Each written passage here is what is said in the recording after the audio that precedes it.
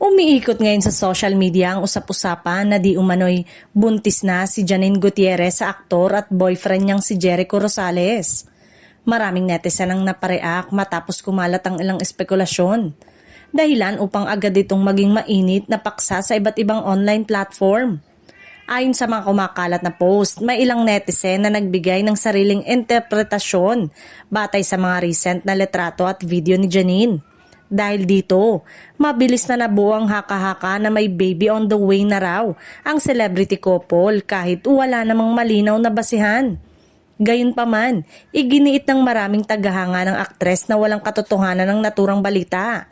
Anila, walang opisyal na pahayag o kumpirmasyon mula kina Janine at Jericho o maging sa kanilang mga management na nagpapatunay sa isyong ito.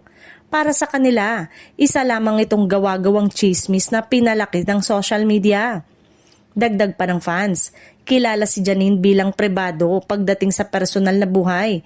Kaya't kung may ganitong malaking balita, tiyak na magmumula mismo sa kanya o sa opisyal na pahayag.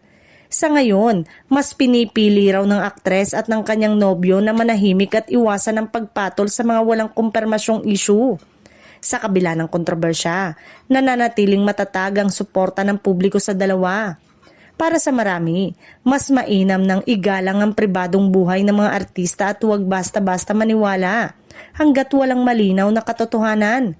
Hanggang sa may opisyal na kumpirmasyon, ang isyu ng umano'y pagbubuntis ni Janine Gutierrez ay mananatiling haka-haka lamang. Say naman ng ilan ay nasa tamang edad na umano ang dalawa at parehas na walang tinatapakan na iba kaya naman walang masama kung sakaling tama ang balita.